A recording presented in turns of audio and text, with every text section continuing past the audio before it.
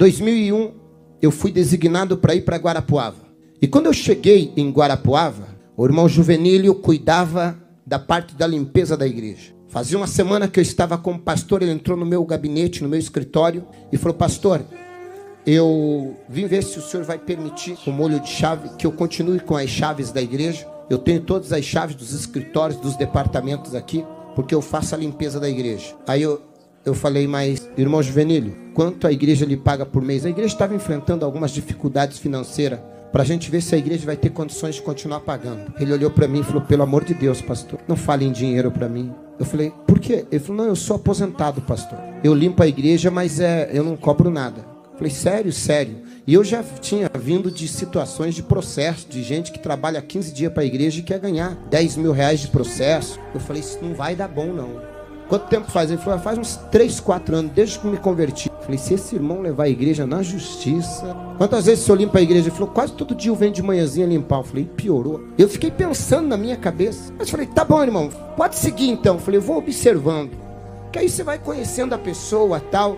Aí, todo dia, 7 horas da manhã, ele tinha um Fiat Uno 147. Ele encostava o Fiat Uno dele lá e ia lá limpava a igreja. Eu vinha pro culto segunda, quarta e sexta. 8 horas da manhã eu chegava na igreja, o irmão Juvenílio olhava para mim, falava: pastor, agora eu posso ir, tá tudo limpinho. Ele entrava nos escritórios, limpava tudo, ia no altar, passava pano em tudo, deixava tudo limpo. E na época era banco de madeira, envernizado. Ele vinha, passava pano, limpava, deixava tudo limpinho. E aí ia para casa, voltava, resolvia os problemas dele pela manhã, voltava no culto da tarde. Eu fui tentando identificar se ele tinha algum perfil de amanhã ou depois levar a igreja na justiça. Eu nunca vi ele reclamando de nada. Eu falei: mas vou ficar atento. Até que um dia ele entrou no meu gabinete e falou assim: pastor, eu queria lhe pedir uma autorização. Eu falei: pois não. Ele falou: pastor, me perdoe, mas eu fiz de tudo para poder mudar um horário de consulta.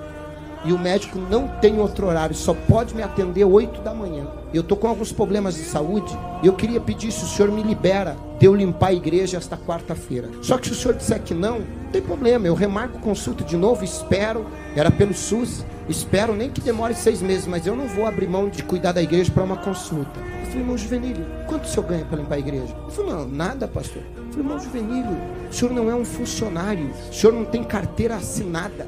O senhor não precisa nem justificar. É problema de saúde, vai cuidar da tua saúde. Ele falou: pastor, o senhor não vai ficar bravo comigo? Eu falei: meu Deus, esse irmão é diferenciado. Eu falei: tem gente que arruma ganhando, arruma desculpa para não ir. Eu falei: esse irmão não está ganhando nada. Ele vem me pedir uma liberação, coisa que ele nem deveria pedir, não estava pagando nada. Mas ele veio, eu falei: não, irmão Juvenílio. Ele falou: o senhor não vai ficar chateado, pastor? Eu falei: claro que não. Eu fiquei na minha cabeça, eu estou tentando descobrir o que esse homem tem que os outros não têm. Aí tá, ele foi, o que aconteceu? Deu certo? Ah, não, pastor, já estou tomando os remédios, estou melhor. Um dia, o irmão Juvenílio atrasou para chegar a limpar a igreja. Chegou, o culto começava às 9 da manhã e ele deve ter chegado às 8, porque sempre que eu chegava, ele já estava saindo com a igreja limpa. E nesse dia, eu cheguei e o irmão Juvenílio ainda estava limpando a igreja. E como eu cheguei bem devagarinho, ele estava nos bancos lá da frente limpando a igreja. E eu vi que ele, cheguei de costas, ele estava chorando e falando sozinho. Eu falei: irmão Juvenílio deve estar passando por algum problema, ele não deve estar bem. E eu fui chegando perto dele, pé, por trás do irmão Juvenílio, vendo ele chorando, derramando lágrima e passando pano no banco. E quando eu cheguei perto dele,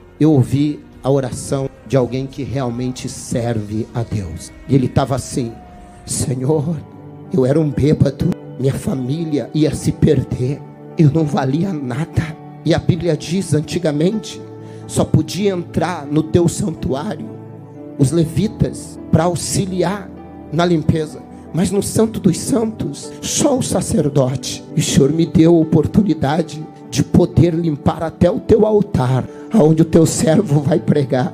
Eu, um bêbado, estaria morto se não fosse o Senhor. E agora o Senhor me dá o privilégio de limpar o teu templo, o teu santo templo. Isso é um privilégio que não tem dinheiro que pague. E aí ele orou e falou: Senhor, quem sentar nesse banco seja alcançado por cura. Usa o pastor Alexandre hoje por milagres, para que ele seja usado, para que vidas vidas sejam impactadas, para que eles também encontrem a alegria que eu encontrei em Ti, para que eles também encontrem a paz que eu encontrei no Senhor, para que eles encontrem a vida que eu encontrei no Senhor. E Ele continua limpando. Eu falei: Senhor, eu preciso me converter. O culto não era eu que estava fazendo, era Ele que estava preparando. O culto era para Ele, era para o Senhor. Naquele dia eu senti que nada do que eu achava que eu era. Naquele dia eu vi alguém com uma conversão muito grande. Naquele dia saiu toda a preocupação minha com respeito: esse homem vai levar a igreja para a justiça reivindicando direito. Ao contrário, esse homem se sentia o mais privilegiado de poder fazer qualquer coisa para o reino de Deus. E cada vez que eu acho que eu sou o dono do altar, que eu sou o pastor, presidente da igreja, eu lembro dele, eu falo: eu não sou nada, eu só sou um privilegiado, que ele me deu o privilégio de assumir o altar, para falar do amor dele, para pregar o evangelho. Isso é conversão, isso é servir a Deus com alegria, isso é reconhecimento de quem nós éramos e de quem nós somos. Gratidão, gratidão. Entrai pelas portas dele com gratidão. Era ali o espírito de gratidão do irmão Juvenílio me convenceu. O espírito de gratidão me fez entender que quando você serve com amor, com temor e com gratidão, você consegue manter isso.